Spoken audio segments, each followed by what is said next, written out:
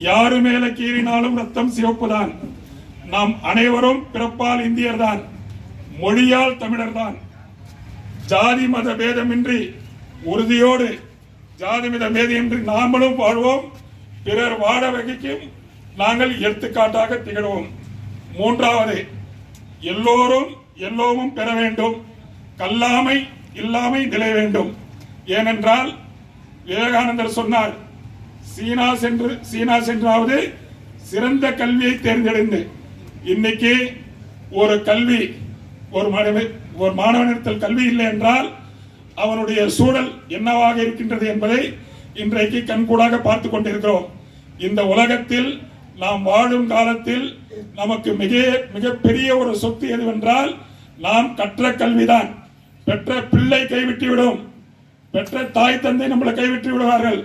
ஆனால் நாம் கற்ற கல்வி ஒருபோதும் நம்மளை கைவிடாது.